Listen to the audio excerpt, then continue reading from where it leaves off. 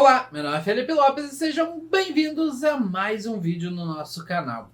Dessa vez iniciando uma nova série com a mesma proposta do nosso Diário de Guerra, mas vamos trocar o personagem. Sai Justiceiro, entra Demolidor. O Demolidor é um personagem bem conhecido aí do grande público e ele meio que circula em várias das listas como personagem favorito da grande massa. Então eu resolvi dar uma chance e conhecer um pouquinho mais sobre ele, começando do princípio, lá da sua primeira HQ, do primeiro número publicado do Justiceiro, lá em 1964.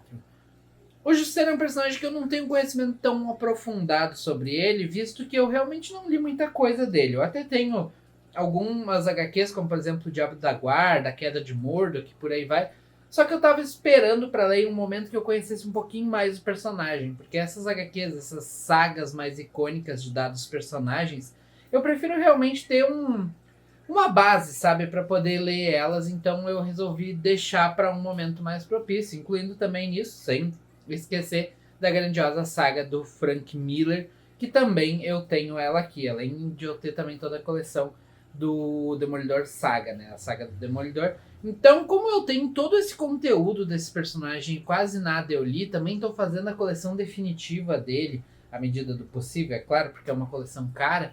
Então acaba que eu resolvi escolher ele por esses diversos fatores. O meu conhecimento sobre o Justiceiro meio que se resume à série da Netflix.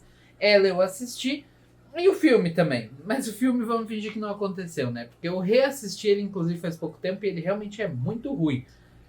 Então, em resumo, eu conheço muito pouco do Demolidor.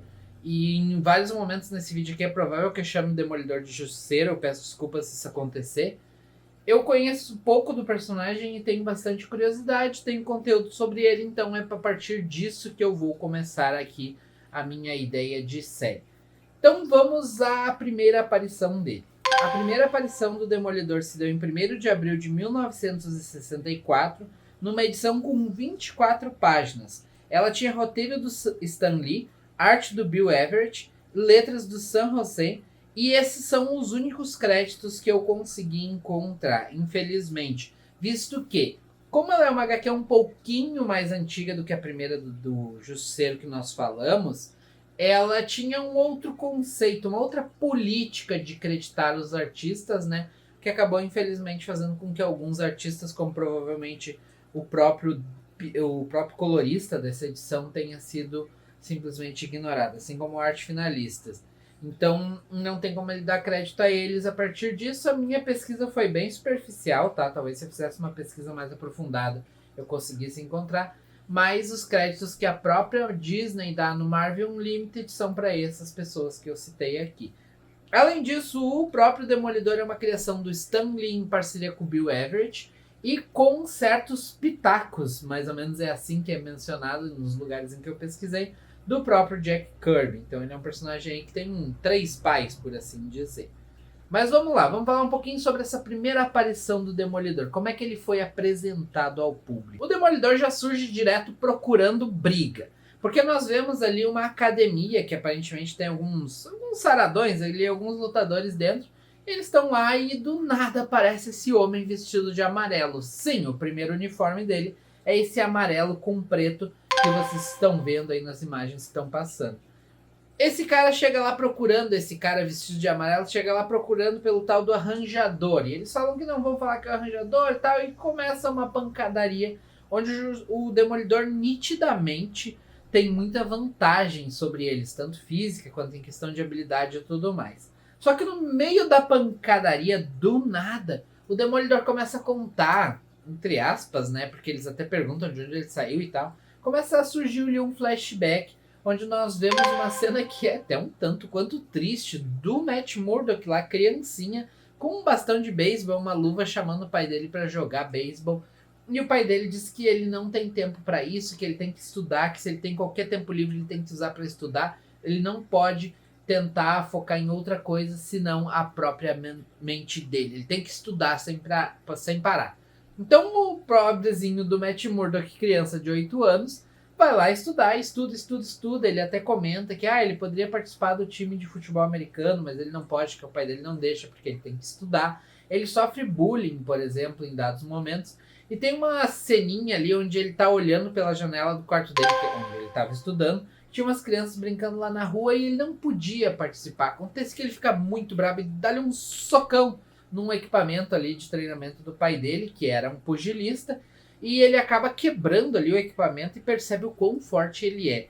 Por conta disso, ele decide, bom, eu não vou treinar só minha mente, eu vou treinar meus punhos também. Então, escondido do pai dele, ele começa a treinar sem parar ali. Em todo o tempo que ele consegue, ele treina força e tal, ele faz exercícios, basicamente é isso. Mas não sem deixar de estudar, né? Em nenhum momento ele deixa de ser esse estudioso, assim, que se aprofunda e deixa até de ter amigos, de ter uma infância de fato para estudar. Até que em dado momento ele estava indo para a biblioteca, ele estava indo buscar livros e tal, e na volta ele vê um senhorzinho que estava atravessando a rua, mas o senhorzinho era cego. Ele percebe que tá quase um caminhão atropelando esse senhorzinho, então ele pula lá, corre com a sua super força que ele treinou dia a dia e consegue resgatar esse senhorzinho, mas acaba sendo atingido pelo caminhão, que de alguma forma derruba ali um cilindro, alguma coisa que acaba cegando o Matt no processo. Isso faz com que ele fique cego, sim, sai e cai nos olhos, essa toxina, essa coisa. Só que acontece que esse produto ele era radioativo, tá escrito no caminhão, inclusive, que era um produto radioativo, e acaba dando a ele os seus superpoderes, que consistem basicamente em um aperfeiçoamento de todos os outros sentidos, a não ser, óbvio, a própria visão. Nesse meio tempo, o pai do Matt Murdock está com muita dificuldade de conseguir lutas. Ele não consegue mais nenhuma luta, o que faz com que ele esteja ficando sem dinheiro. Então ele decide apelar e ele vai procurar um empresário conhecido pelo apelido de Arranjador. Esse empresário é famoso por fazer ali lutas armadas e tal, mas ele tem os meios de conseguir mais lutas pro pai do Matt. E acaba que ele cede a isso, até porque em seguida tinha a faculdade do Matt, tinha o tratamento médico dele e tudo mais. O Matt já estava lá na faculdade, já tinha amigos, já tinha conhecido um personagem que vai acompanhar ele por muitos e muitos anos, que é o Fog Nelson. E quando ele vê que o pai dele vai ter uma luta ali, o pai dele tá vindo já, isso anos depois, é claro, tá vindo de uma sequência muito grande de vitórias, ele consegue várias lutas e agora o pai dele vai lutar numa semifinal do campeonato contra um lutador famoso lá. Então o Matt decide, poxa, eu vou ir assistir a luta do meu pai. Claro que assistir é um modo um tanto quanto errôneo, mas ele vai estar lá, ele vai presenciar a luta. Então ele vai até o lugar, só que acontece que o arranjador antes da luta disse pro pai do Matt, ó, essa aqui tu tem que perder, porque eu apostei tudo no outro cara e tu precisa perder. O pai do Matt, ele até o momento dá-se a entender que ele não estava entrando em esquemas, assim, ele realmente estava lutando, estavam dando as vitórias para ele, então ele simplesmente estava lutando. Só que nessa luta ele tinha que perder. E ele percebe que o Matt e o amigo dele estavam lá na plateia e ele diz, não, eu não quero que o meu filho me veja como um perdedor, eu vou lutar para valer. E ele ganha a luta até com certa facilidade, o outro pugilista fica meio, não, peraí, é pra tu perder. Ele acaba ganhando a luta, o que faz com que o arranjador perca muito dinheiro. E ficou muito brabo, e com o mafioso a gente sabe como funciona, né? O pai do Matt estava voltando para casa quando é alvejado ali por alguém de um beco escuro, perdendo a vida. Aí a gente tem um quadro, uns cortes muito rápidos, onde o Matt aparece triste, ou o Matt aparece formado, o Matt aparece já criando ali o seu esquema de advocacia junto com o Fog.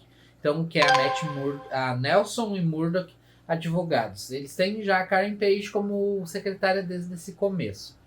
Depois disso, o Matt se prepara já para o que vem a ser o Demolidor, porque ele diz assim, o meu pai não queria que eu usasse a força, o meu pai queria que eu usasse a mente. Mas, e se eu deixar que uma pessoa diferente use a força por mim? Então ele cria o seu alter ego. É uma desculpa esfarrapada e furada, né, Matt? Ninguém vai acreditar nisso se tu apresentar isso no tribunal. Mas ele usa essa desculpa, e aí ele mesmo costura ali a roupa dele. Ele chega a falar que a textura das roupas faz com que ele perceba qual é a cor do tecido, conforme a textura de cada tecido, cada cor tem uma coisa, e ele consegue perceber as cores, então ele faz a roupinha dele de demolidor para poder combater o crime. E aí a gente volta para aquela primeira cena em que ele vai de academia procurando o arranjador, que a gente sabe agora que foi o responsável pela morte do pai dele. Essa é a primeira vez que o Matt Murdock vestiu o uniforme e vai para as ruas. Primeira vez mesmo. Então ele ainda não sabe se ele vai se dar bem, se ele vai se dar mal. Ele tá até fazendo várias piadas, muito ao estilo Homem-Aranha, que eu ainda não sei se foi uma coisa característica do personagem ou se eles tiveram a vontade proposital de fazer com que o Matt pareça mais nervoso. Mas a questão é que, de volta à academia, ele tava batendo ali nos carinhas e daí surgiu o arranjador que entra pra briga. Eles começam a brigar e brigar. Chega um ponto em que o Matt se distrai e um dos capangas empurra ele pela janela. Ele cai, se pendura num laço de bandeira, sobe de novo, começa a brigar de novo. E aí, nessa briga aí, um deles percebe que tá pra perder, eles chegam até a confessar o crime, né? E aí eles dizem, mas tu não pode provar nada e tal. E aí o Matt diz, dá uma blefada, né? Não, mas eu tenho um gravador aqui no meu cacetete, que é a bengalinha que ele usa, né? Pra caminhar. Ele diz que tem um gravador, daí os bandidos ficam tudo louco, né? Peraí, ele tem provas contra nós. Daí um deles puxa o tapete do Matt, literalmente, fazendo com que ele caia e machuque o bracinho. Eles fogem pela porta nesse meio tempo, o Matt vai atrás deles, mas lá fora ele percebe que tem uma multidão gigantesca. Então qual é a melhor forma de passar por uma multidão da população? Vestido de amarelo com um chifrinho na cabeça? Não, vestindo a roupinha civil dele, que é o que ele faz e vai seguindo ali os bandidos através do cheiro. Ele vai sentindo o odor ali da colônia do arranjador. Ele persegue os caras até lá no trem, no metrô, né? Onde ele encontra os dois acabam se separando, um corre para cada lado. O Matt joga a bengala dele em um dos caras, derrubando o cara. Enquanto isso, ele corre atrás do arranjador. O arranjador tá aparentemente correndo muito rápido, ele não ia alcançar. Então ele derruba um tonel de lixo, sobe ao estilo mais malabarístico possível. E usando o tonel de lixo como condução, ele consegue alcançar o arranjador, que nessa brincadeira acaba tendo um ataque do coração por conta da atividade e tal, e por ele já ter problemas cardíacos prévios, né? Um pequeno detalhe aqui é que nesse meio tempo o arranjador tinha dito que não matou o pai do Matt, e aí o Matt acredita porque o coração dele realmente não trepidou. E aí ele percebe que o coração dele não oscilou, não revelou que ele estava mentindo porque ele usava um marca-passo. Outro detalhe muito interessante de tudo isso é que o Matt não sabia que ele podia perceber que alguém estava mentindo através de oscilações no coração e tal. Ele acaba percebendo isso meio que durante o combate. A HQ se encerra com o Matt deixando bem claro que ele ainda pretende fazer mais vezes aquilo e que ele vai ser o Demolidor daqui pra frente. Existe uma pequena subtrama ali por trás disso que envolve o Fog e a Karen procurando o Matt, dizendo que ele não tá atendendo o telefone e tal, procurando ele.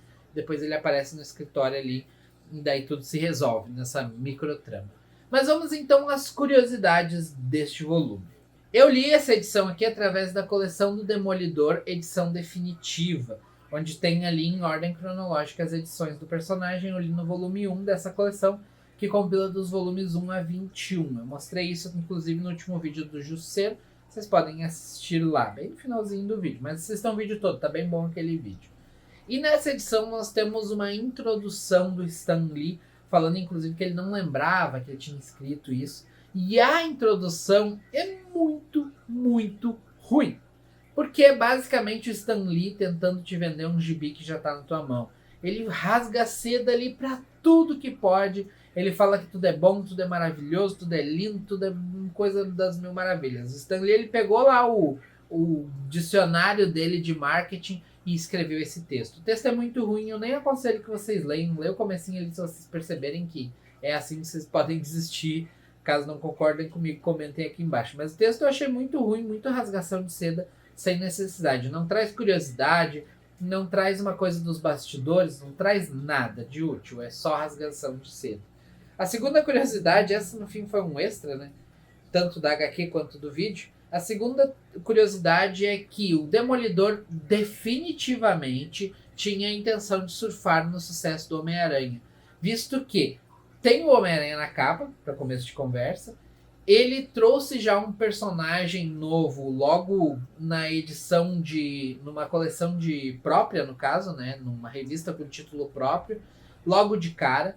ele conseguiu também pegar algumas das personalidades, alguns dos trejeitos do Homem-Aranha, parte da personalidade colocou no Demolidor. Então, muito do que o Homem-Aranha foi levado para o Demolidor para tentar surfar na onda do sucesso do Homem-Aranha e deu certo. Aqui são duas curiosidades que talvez vocês já tenham percebido, mas é bom salientar que o primeiro inimigo de fato, o primeiro vilão de fato que o Demolidor enfrenta é o Arranjador. E a primeira luta, o primeiro combate que ele enfrenta em toda a sua história é contra um cara chamado Porcão. É uma curiosidade, mas talvez não seja tão curioso para muita gente. Aqui tem alguns detalhes que são um pouco achismo, tá? Dada a cena de flashback que é taxada ali como ocorrida em 1950 e que o Demolidor naquele momento tinha 8 anos, a gente entende que talvez, muito provavelmente, o Matt nasceu em 1942.